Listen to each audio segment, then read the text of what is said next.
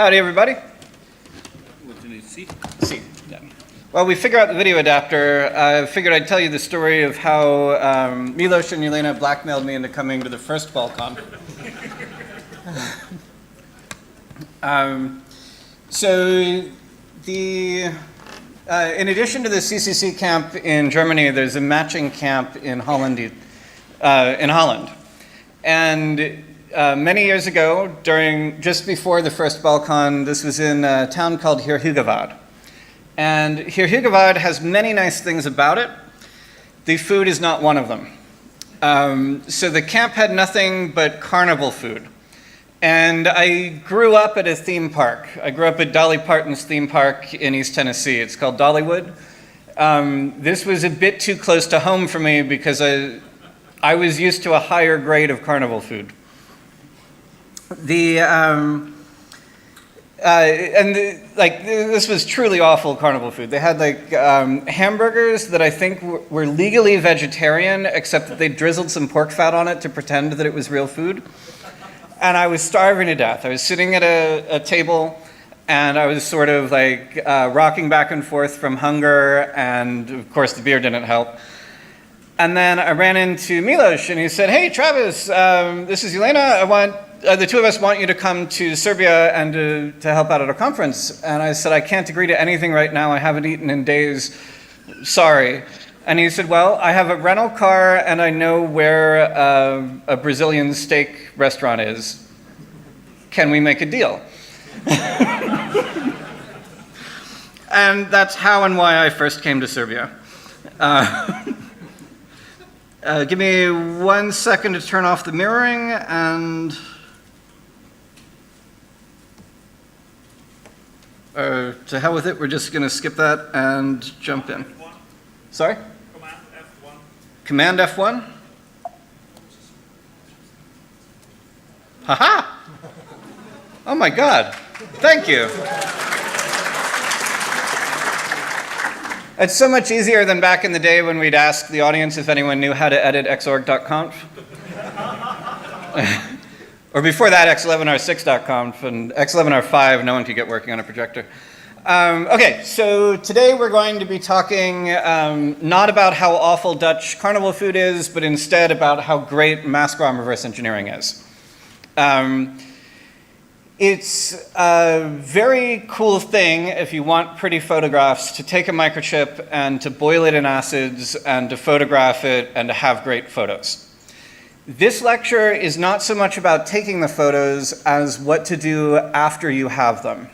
Specifically, we're going to be talking about the structure that you see on the screen. This is a mask-ROM. The mask-ROM here is from the MYK82, which is a cryptography chip that was designed in the United States in the 90s as part of the Clipper chip scheme.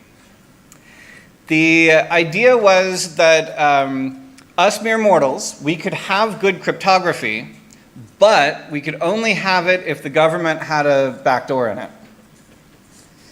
And the idea is that I could take one of these cards. I've got one here. This is called a Forteza card. I could take this card, and I could take a little telephone encryption device, and I could fly out to Serbia, and I could call home, and I could encrypt that telephone call, but if it were wiretapped, with a warrant, they could get a decryption key in order to read out the message. And I don't have time to go into all of the encryption scheme for this today, but one of the important things about it is that back then it was hard to do asymmetric cryptography in hardware. So today, if I wanted to build a backdoored encryption scheme, what I would do is I would encrypt the session key with an asymmetric key towards some public key, and the matching private key would be held in a secret vault somewhere. They did not do this. Instead, they had a symmetric key that they used to wrap up the session key encrypted by a device unique key. And the complete database of device unique keys would be held in the vault. And there are two differences here. The first is that you can have devices which are not part of the network. So like Bill Clinton could call Monica, and Bill could have a very special telephone that would not allow the connection to be wiretapped. The other difference is that if you reverse engineer this chip, you can get the family key, and the family key will allow you to decrypt the law enforcement payload, and then you can fake it and re-encrypt it, and the recipient will still accept it. So we really want this family key, both for history's sake and to show how much of the backdoor could be abused by a third party. So I boiled down the microchip, I get this photo, and this is the mask ROM. And the dots that you see here are a computer program. There's about 96 kilobytes that are used here, 96 kilobits. They contain the encryption code that is used by this PCMCIA card. You'll also notice a few patterns here. Like, what do you notice about the bottom of this display? It's empty, right? So why is it empty? Well, it's empty because when you compile the code, you don't use all of the memory, so you've got some zeros at the end. So that tells us that the data begins at the top and you read it downward toward the bottom. And what do you see about the right? You see how the rightmost major column, the right 1/16, how that's really dark, and how the one next to it is like dark on the right and light on the left? So there are 16 major columns here, but there are 32 bits in an ARM CPU. And you basically have 2 bits of significance per column. And as you read from the right to the left, the first 4 are dark, dark, dark, light. That is 1110, which in hexadecimal is E. And in ARM machine language, you very commonly see E at the beginning of 32-bit words. And that is because in ARM machine language, E is the conditional execution flag that means you always run the instruction. So the reason why those right columns are always set, not always, but almost always, is that those instructions are almost always executed. And then at the very top, you might have to squint a little. You won't see it if your eyeglasses are the wrong prescription. What's special about the very first few lines? They break that E pattern on the right. And that's because the very first few instructions are a jump table that is used by the command interpreter. And in the jump table, everything is conditional on matching the jump, so it doesn't look the same. So visually, we can learn a lot about these. The purpose of this lecture is to go further than that. The purpose of this lecture is to get you all the way from this photograph in high resolution to having a ROM image that you can run in an emulator or load into IDA Pro or Ghidra for reverse engineering. Ghidra has a nice irony to it because it's using an NSA tool to take apart an NSA tool. To quickly recap, a lot of the embedded devices, like a lot of the HackerCon badges that you've seen, your cell phones, a lot of those use non-volatile memory of either the flash ROM type or the EEPROM type. And that's not what we're talking about today. Those are individually programmable. This is why when you're designing a HackerCon badge and you're flashing the firmware, it's hard to get the firmware ready at the same time that the device is ready, and it's hard to get it up to date for the conference. Mask ROM is even harder because your lead time is something like 6 months. And if you screw it up, if you have a bug in mask ROM and you don't support patching in some other memory, you need to do an entire mask spin. That means you need to do an entire revision of the microchip itself and manufacture new ones in order to get the update. And if the update is critical, everything you've already manufactured is useless. You can put it into keychains and sell it as trinkets, but you're not going to be able to use it as a real chip in the field.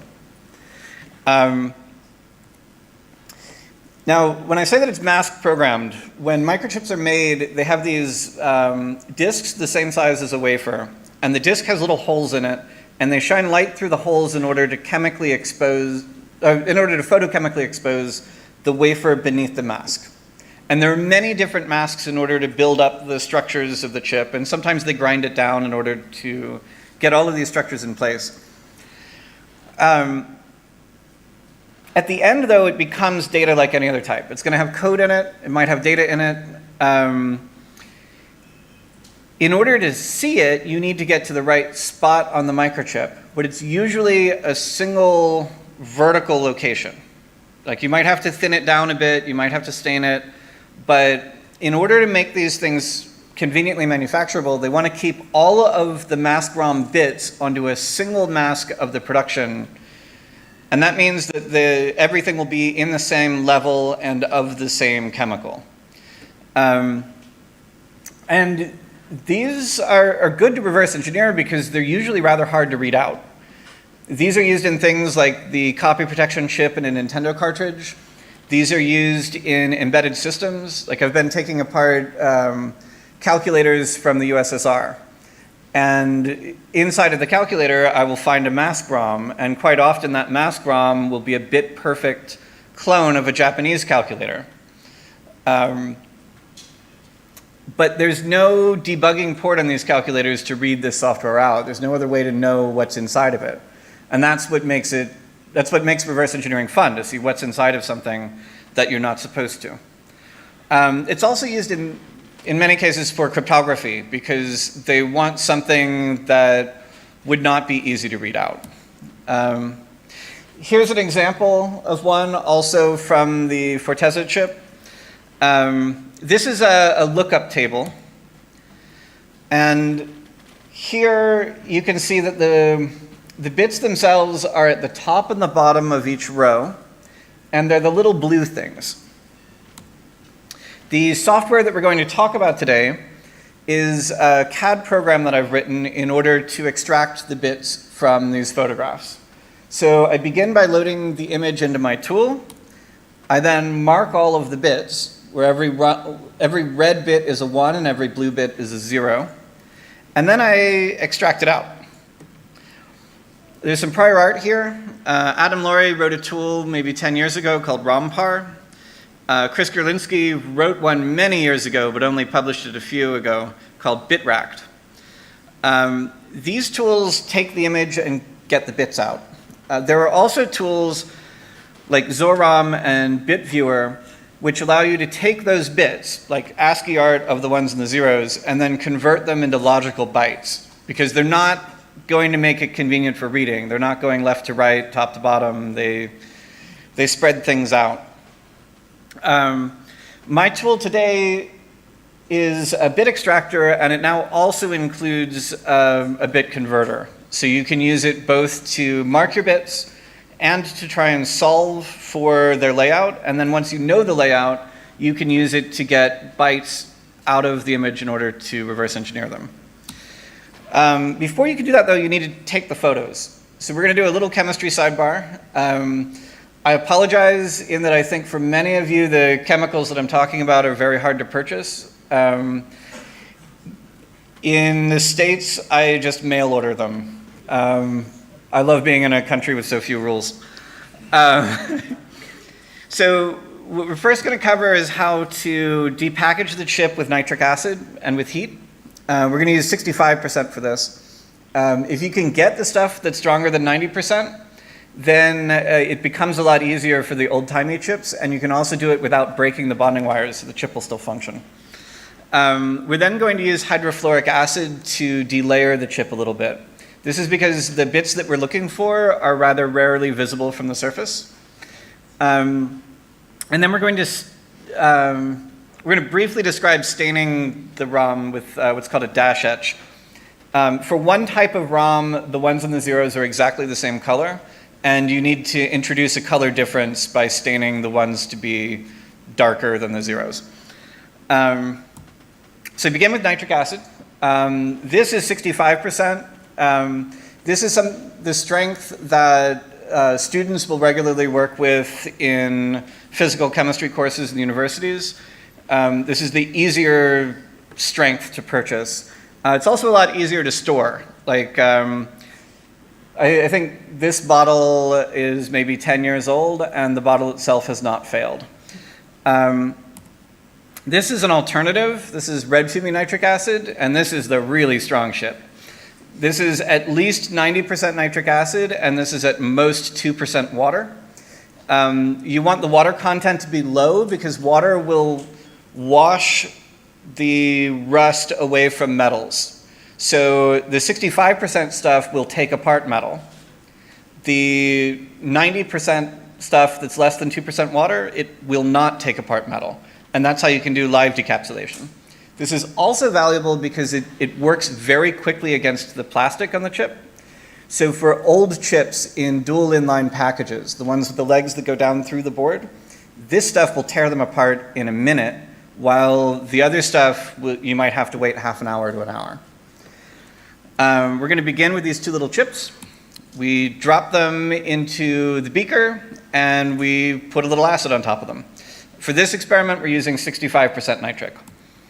The chip has a grounding pad on the very bottom, and it has little pads on the perimeter. It doesn't really have pins, but this is still exposed metal. The metal is what makes the liquid turn green.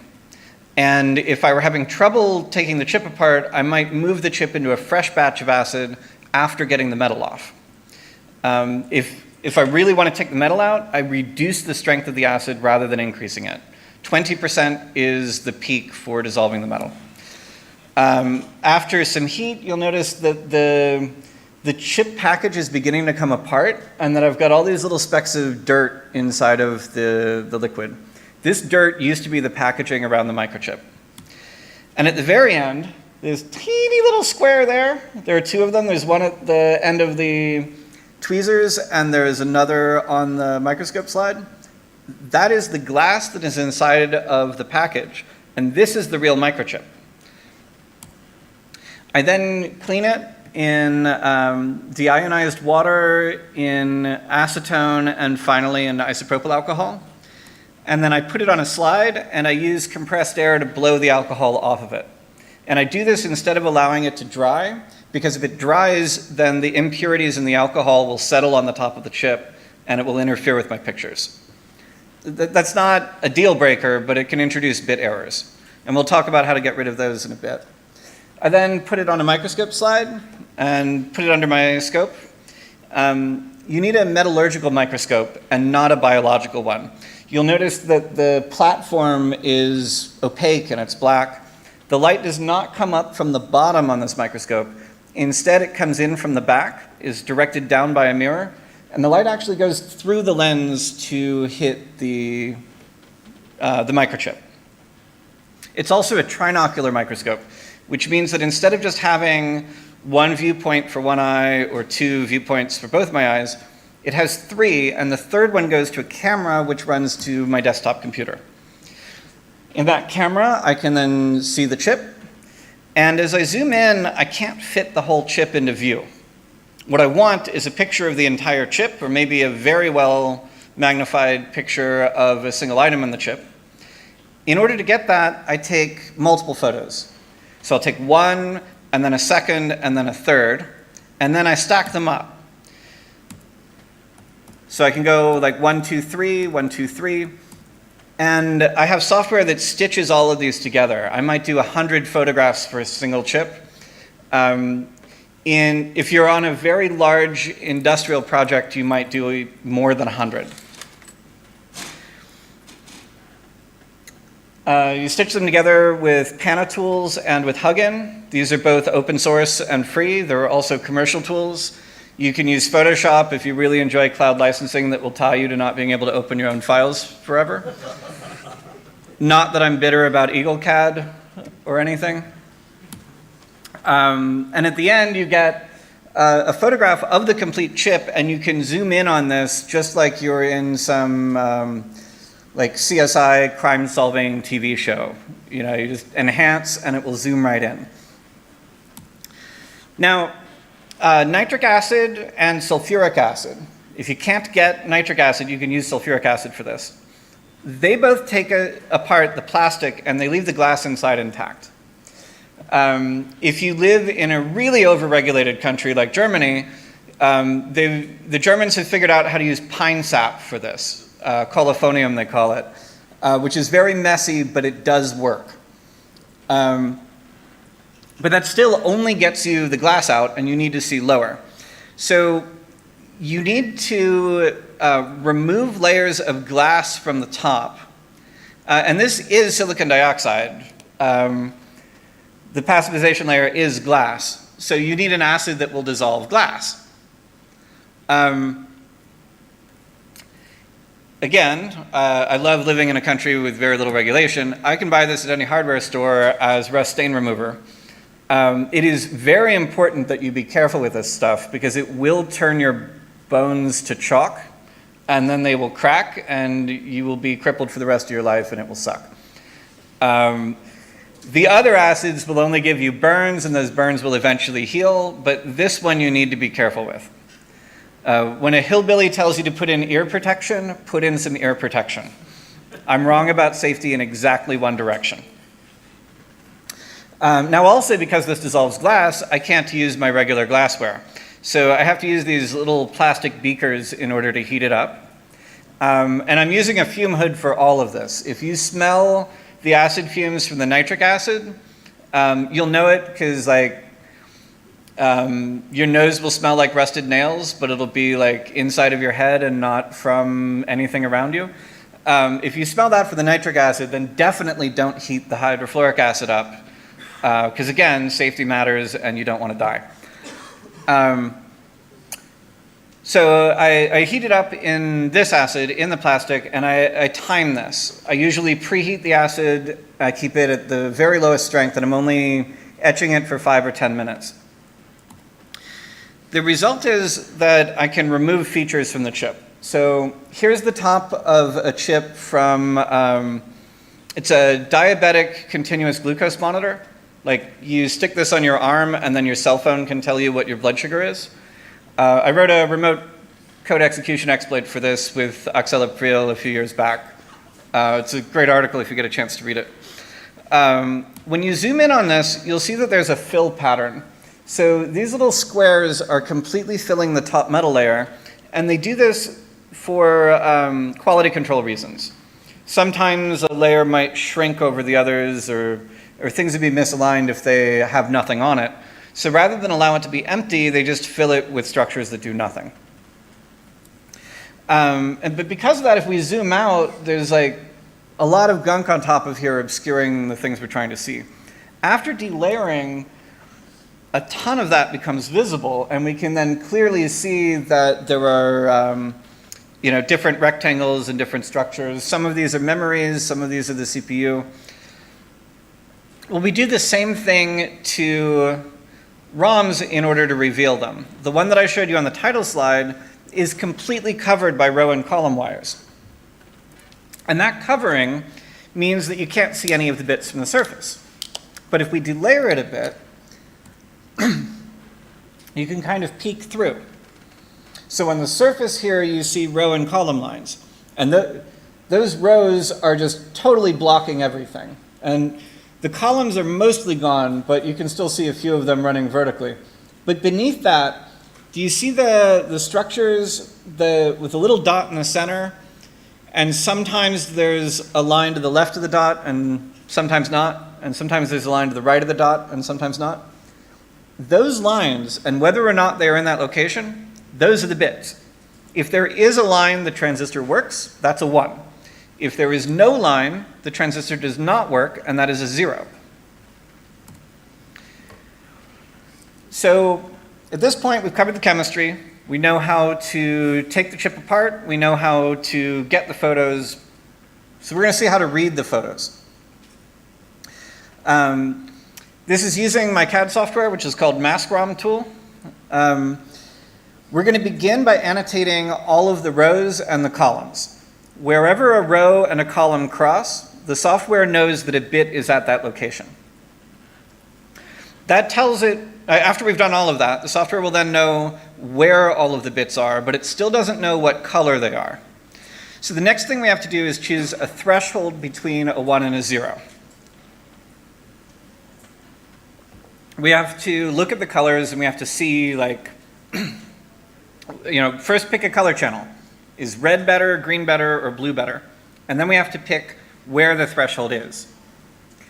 And if we draw this as a histogram, we hope that one of the three color channels will have a bimodal distribution, which means that we'll have two mountain peaks, and in the middle we'll have a valley, and if we did everything right, that valley should have absolutely no bits in the middle of it. Now, no chip will be perfect, and very often we need to force values to be a particular way. So we'll also need to force some of them to be a 1 because we see that it's a 1, even though the software doesn't quite know that the color lines up right. We're trying to get less than 1% of them forced, and we'll get to error correction later so that we can get like a full perfect dump. The other thing the tool is going to do for us are design rule checks. Whenever you're designing a PCB or you're doing mechanical CAD, you can screw up. You can make a wall in CAD software that has 0 thickness, and that can't be manufactured. You can make a wire trace on a circuit board that is too thin to carry the current or too thin to be manufactured by a PCB manufacturer. And we can recognize these by having automated rules just run through the whole design and tell us where we screwed up. Maybe 2 bits overlap, maybe 2 rows are in the same place, maybe a column runs horizontally or a row runs vertically. And this is also how we do the error correction. We import all of the differences as errors, and we just mark up the same chip twice. This will be our sample chip. This is an electronic doorbell from the 1970s. It plays Für Elise by Beethoven. Beethoven, as we call him back home. The ROM looks like this, and you'll note that the structure of this is completely different from the previous one that I showed you. We have these little squares wherever the row and the column overlap. And the square has that slightly darker structure on top of it if it's a 1. And if it lacks that structure, it's a 0. So we draw lines. You can see 3 of them on the projector now. These are row lines. In the software, you basically click once for the start position, move your mouse pointer to the end position, and you hit the R key, and that'll drop your first row. All of the rows have the exact same angle if your photo is stitched together properly. So for the remaining rows, you just hit a space bar and it just drops another row for you of the same angle. I don't show it here because my laptop is only connected to the projector by the one video connection. But when you're doing this in a large project, you'll use 2 monitors instead of 1. And they will show you the same state.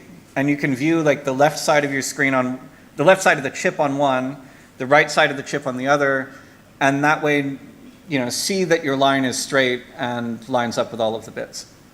And if the images are not perfectly straight, you can always do a shorter line. You can do like half the width of the chip and then do half later. So after we've done all of the rows, we do all of the columns. So now I've added a single column line here on the left. And the software will fill in the bits.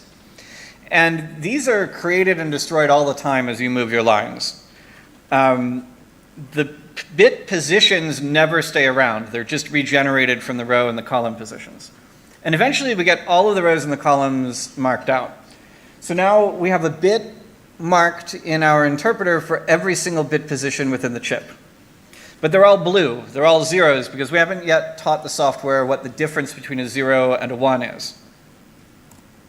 The way that we do that is with this histogram on the bottom right.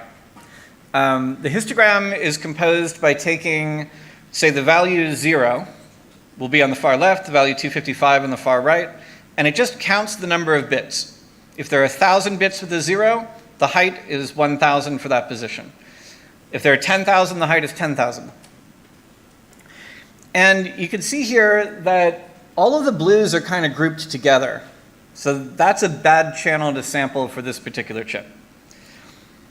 But the green and the red have a kind of dividing line between them. They're bimodally distributed. So we're going to start by moving the green slider out to 91. There's a vertical green line now, just to the far right of the blue, and that's where we're sampling. And this works for a lot of the bits, but not for all of them. So if you look where the arrow points, you can see that that bit is red. It's a 1, the software thinks, but it ought to be a 0. You can see that by looking at some other blue and some red positions. And where there's one error, there's usually more. So all 3 of these are wrong. Now, green has a little separation, but red has a much bigger separation. So if we move green back to 0 and we move the red out, we can correct all of those bits. So as I flip between them, you can see that they're wrong here, and they all become right here.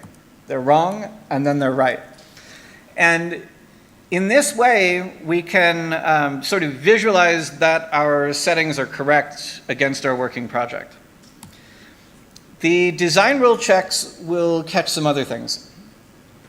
That histogram showed that even though there is a bimodal distribution, there are a lot of exceptions in the middle. So one of the things that the design rule checks can do is it can highlight anything that is near the threshold as being an error. This is any bit that the software is not confident about. It can highlight and say, oh, that bit's probably wrong. You ought to look into it. And then you as the operator can confirm it. You can say, yep, I checked it. This is actually a 1. Or you can deny it. You can say, yep, I checked it, and the software is wrong. I'm the human being. I know better. I say that it's a 0, and then it becomes a 0. It'll also note inconsistent row counts. So all of these things are rectangular. They all have some number of rows and some number of columns, but they never have like weird diagonals. I've never seen odd shapes at all. So if the number of columns in a row varies by the row, then you've screwed up somewhere. Or maybe the software has screwed up somewhere, and that will be highlighted. The errors come up in a list, and it's important to keep them as a list because you're not going to have 1 or 2 of these in a large project. If you're dealing with 100,000 bits, you're going to have maybe 100 or 200 errors that need to be sorted. It'll only take you 10 or 15 minutes, but it's still like a bunch that you need to work through. So the software gives you the list, and by double-clicking on any one of these entries, you can jump to that position on your main display. And we see here that this highlighted one at the end of the arrow, that's surrounded in yellow to tell me that that bit is suspect. And it's blue, but I can see visually that it should be red, like the one above it. So I just I do Shift F, and it will force it to another value. And I'm either forcing it to its opposite, or I'm forcing it to its real value. So like this one is ambiguous, but it should be blue. I then force it to be blue by changing the box from yellow to green. And now it disappears from my error list, and I will never be bothered about it again. And it's in this way that you can correct the errors in your very large projects when you have 100,000 bits to sort through. Now, you also need to get these bits out. You know, it's great that we know all of the ones and the zeros to for release, but how do we actually like listen to the song or decompile the data and the code? So there's this export menu that lets you dump it out as ASCII. You can do a JSON table of all of the bit positions if you want to make your own tool to take the output of this tool. You can export it as a Python matrix so that you can use your Python software skills to like, you know, transform the matrix and try and flip it around until it makes sense. If you're a masochist, you can use CSV to load this into Microsoft Excel or into MATLAB. And we can also export full ROM images for some of the supported types. So if this is a Mark IV chip, which is like a 4-bit microcontroller from Atmel, or if this is an ARM6 chip, we can dump out like a full .bin file that we can directly load into IDA Pro to begin reverse engineering.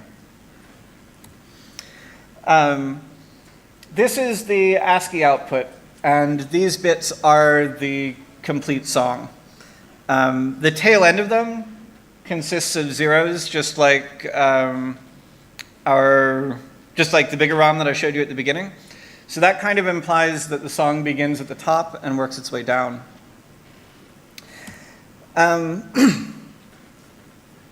We'll go over a couple of design decisions next. This, by the way, is the ROM to the Nintendo Game Boy. Tomorrow I'll be hosting a small workshop. If you'd care to come by, we can load this software onto your laptop, and you can work your way through reverse engineering this into a fully disassembled program that you can reverse engineer. This is the boot ROM. It's responsible for checking the Nintendo logo in the cartridge, and then showing that logo as it slides down from the top of the screen. It's part of the copy protection for the Game Boy.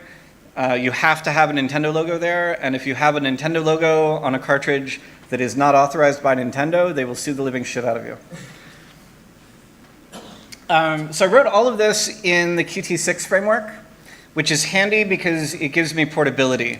I developed this on Linux, and sometimes in a coffee shop or while traveling, I'll use a Mac laptop. It runs fine in either one of them. It also runs on Windows. It does take 3 times as long to compile. Thank you, Visual Studio. But it works on all of those. And it will also be possible in the future to port this to run on like tablets or on a web browser through WebAssembly. Now the rows and the columns are regular QGraphics line items, and the bits are QGraphics rect items. And this is handy because I can use the Qt graphics framework to handle all of my collision detection. I can just ask it, like, hey, I've got a bit here. Can you give me every line that it collides with? And with the efficient algorithms, it will tell me where those collisions are. It also makes the rendering fast, so that I can zoom around with very little delay. When you're using CAD software, if you get more than like 60 or 70 milliseconds of delay, it starts messing with your head. And if it's more than a few hundred milliseconds, it kind of like knocks you out of the zone and you'll no longer be able to finish your project.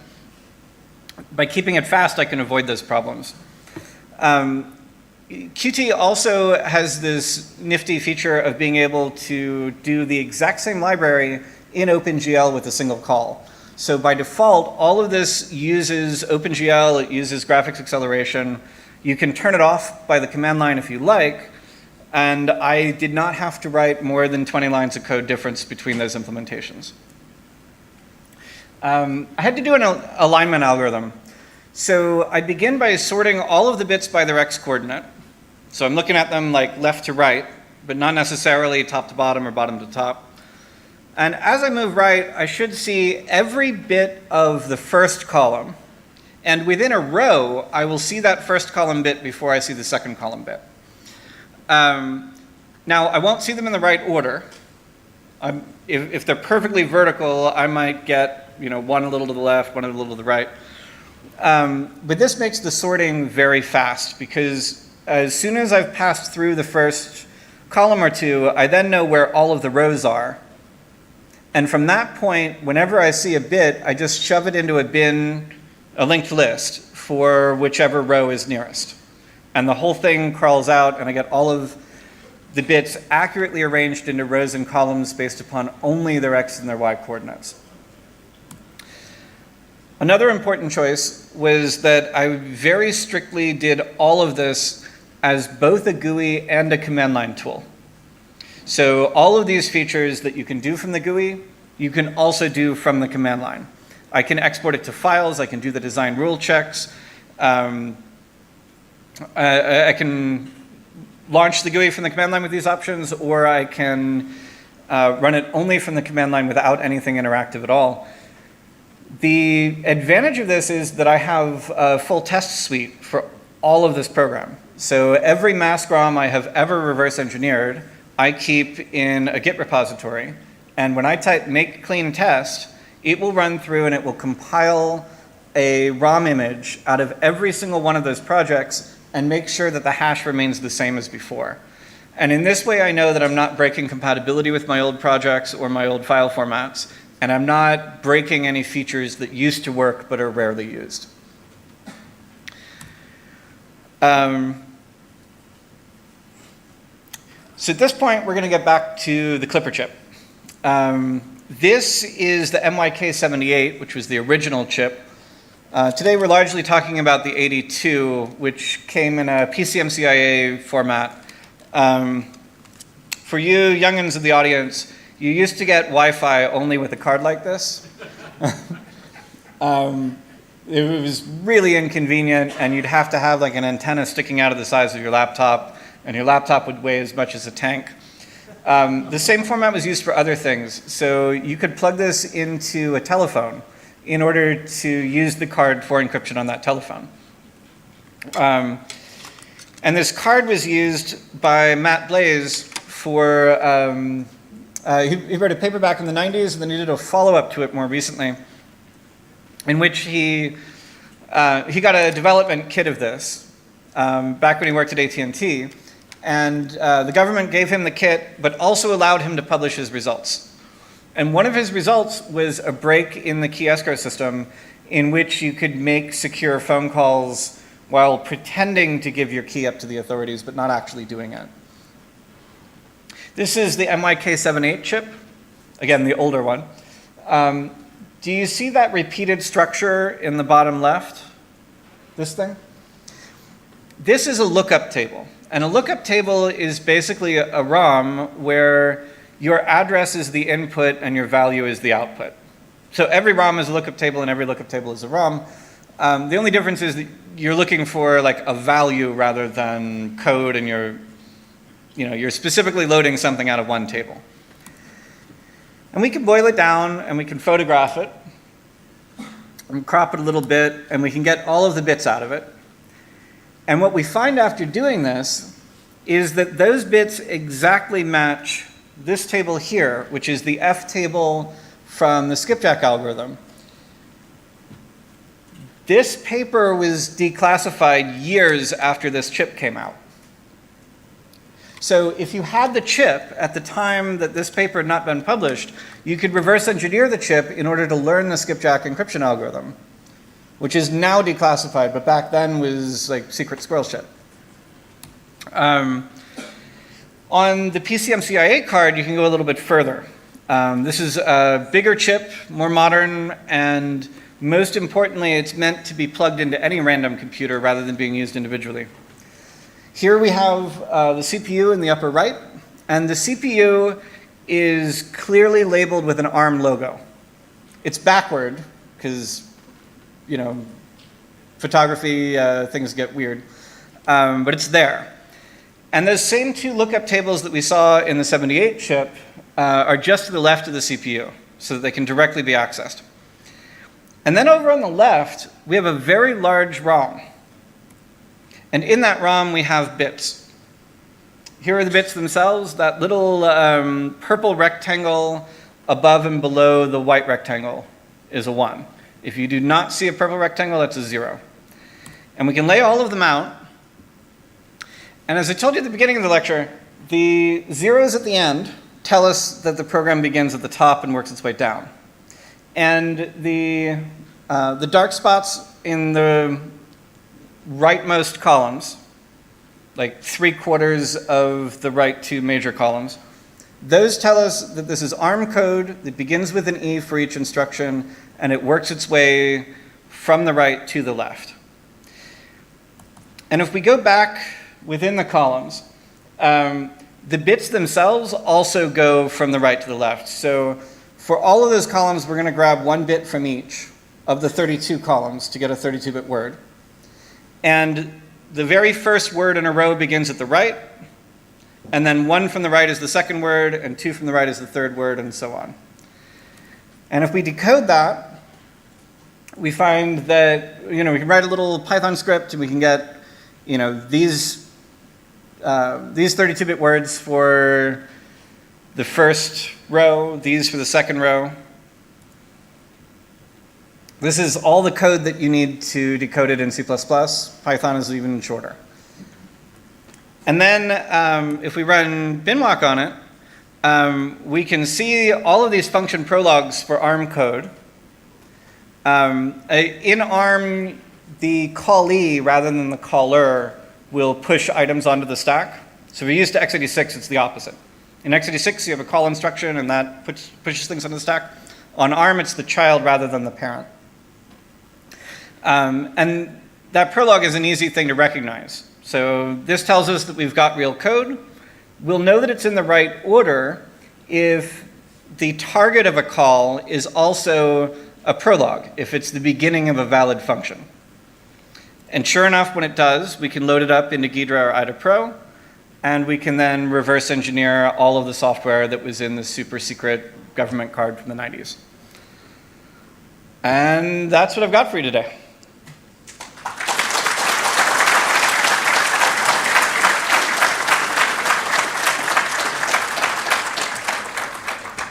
If you'd like to play around with this, the CAD software, the project files for the examples, including the complete photography for that cryptography chip, are all available at maskromtool.com. It runs on Linux, Windows, and Mac. And do we have time for questions? I think we do. All right. Any Any questions, questions? Yep. What is the most interesting thing you reverse engineered with your technique? I mean, NSA encryption device is pretty cool. I've not quite finished it yet, but my next major project with this is a calculator that in Japan came out in 1978. It's called the FX2500. It's by Casio, and it has an NEC microcontroller on it. And then I've also been importing calculators from the USSR. My eBay list is just shitloads of electronics from Ukraine. So I got all of the Soviet calculators, and they have one called the MYK52. This is not the MYK51, which is cooler and has reverse Polish notation. But if you look at the MK52, I'm confusing Soviet and NSA product names. So the MK52 also has the same buttons on it. Slightly different order, different wiring. It has a single microchip in it, just like the Casio one. They have exactly the same number of pins. If you decapsulate them, they have many similarities to each other. The ROMs have exactly the same number of bits. They both have this weird shape where like all of the ones grow together into a long bar with no gaps between them. And when I decapped the Soviet one, it also had same number of bits in exactly the same shapes. And all of the pin numbers are labeled in the Japanese chip by NEC. Coincidence? I think not. Well, on the Soviet one, all of those numbers are labeled and they're in the same font. The protection diodes are a little different. And there's a spot between two pins of particular numbers that I forget, where on the Japanese calculator you see the mask labels. Like they'll just write the label number on each level so that if the masks are misaligned, you can tell which one screwed up. And mask labels are in the same spot on the Soviet calculator, except that for some reason the NEC logo is missing. And so this is like a consumer product that was cloned by reverse engineering with complete vertical integration all the way to the silicon manufacturing. And so I think that's a pretty cool historic artifact to see. Nice, thanks. Now someone asked me, like, how do I know that the Soviets ripped off the Japanese? And it is entirely possible that the Japanese ripped off the Soviet calculator, and to keep us really confused, they did it 4 years before the Soviet one would come out. So this makes it clear that the capitalist imperialists have time machines, and we'd all better be worried. Thank you. Thank you. Do we have any other questions? Nope. With the automatic bit detection, it seems like there's a lot of structural information in that graphic. So I was wondering if you'd considered using like any of the two-dimensional gradients or anything like that, rather than just the color histogram to do the discrimination between bits. Right. Okay. So the color at a point trick is surprisingly effective for 2 of the 3 types of ROMs. Basically, one type is visible from the surface, one you need to delayer, and the third you need to delayer and then stain. This type here is called a diffusion ROM, meaning that it's in the diffusion layer of the mask. So those little purple bits are really low in the chip, and I'm not really looking for the color at the center of them, I'm looking for the line around the border. So for those, the software is configurable to not look for the color at the point. In each channel, it looks for the darkest color that it has found in a thin horizontal slice. And you can widen or shorten the slice. And there's also a class to do this vertically. And if you wind up with a project where for any reason those three styles, point, horizontal line, or vertical line, are not appropriate, and you have like a different way that you need to decode it, that's as simple as inheriting one C++ class and making your new strategy. So by keeping it pluggable, I've not been having problems with the individual bits, even though I would have if I were using the same strategy on all of them. And if one's missing, piece of cake to add it. Cool. Anyone else? Oh, yes. What is the size of a chip where this method stops working? Oh, right. Excellent question. There is zero chance in hell that in my home lab I can do this on like a perfectly modern, state-of-the-art, high-density mask ROM. I do get a few things that help me cheat in my favor. Like I said, the style of each ROM is unique to the design house, and they rather infrequently get changed. So for example, on the MSP430 family, I'm able to dump the ROMs for well into the, well past the year 2000. Because even as the transistors shrunk, they used what's called a via ROM, and the metal sizes on their chips did not get smaller. And that allowed me to continue dumping them as time marched forward. There is a point at which the detail gets too small to visibly see. There's also a point at which the detail gets too small for my amateur kitchen chemistry to work through it. Like there's a point at which you need a real failure analysis lab to slice down the chip for you.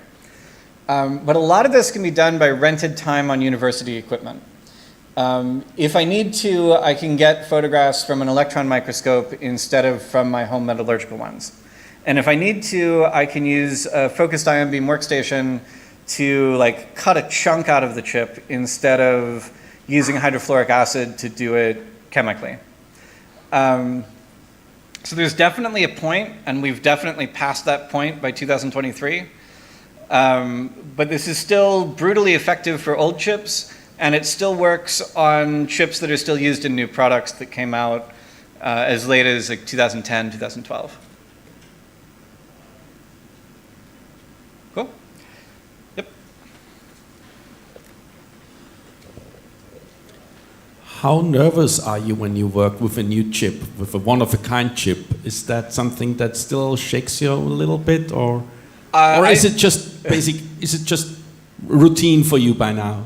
I do not do one-of-a-kind chips. Whenever I do this, I begin with a few. The failure rate varies by the step that I'm doing. So this, for example, is a diffusion ROM, meaning that I need to decapsulate the chip, at which point I have a 100% yield rate. Unless I sneeze and lose the die somewhere, I'm not going to break it in that. For delayering, if I let it delayer too little time, I can always fix that by putting it back in the chemical bath. You do have to clean it in between because the fumes from the liquid will damage your microscope lenses, because it eats glass. The third step, though, the dash etch, that is a chemical procedure that requires a mix of acids, which I purchase in low strength, so I also have them in low purity and low consistency. And it requires light from a halogen bulb to be directed onto the chip as it's exposed for, say, 30 seconds to a minute. and the timing varies significantly by temperature. And if any metal is on the glassware at all, the metal will ruin the reaction and give me pictures that are useless. And if I ruin it, I cannot start again, but I need to start with a fresh chip. On those, I have about a 20% yield. And I basically need to wish really hard that I get it right. There's an excellent lecture at Recon from a few years back by John McMaster and some of his colleagues. And they described getting the Mascrom photographs out of the Nintendo 64 copy protection chip. In their case, I think they went through 20 or 30 chips in order to get one set of clean photos. And even with the best of reproducibility, you're not going to do it for fewer than 5. So whenever you're buying chips to do this sort of work on, especially if it's an implant ROM, buy a lot of them. As many as you can conceivably get. And if it's a 1 in a million thing or something that you'll never be able to get again, work very, very slowly and be sure to practice on something that's cheaper. As far as the cheaper ones go, quite often you'll have a commercial chip that is rare with one Mascrom, say a 1970s video game that is really expensive because collectors like it. And you'll also have something that no one gives a damn about, like a young children's toy that no one's nostalgic for. So you can buy the cheap toy and practice on that one for the chemical side of things until it's working consistently, and only then do you try to do the one-of-a-kind Star Wars item that you need to make sure the comic book conventions never ever find out about or they will lynch you. So. Great. Thank you all. I'll be around for the conference, and catch me in the hall. Thank you.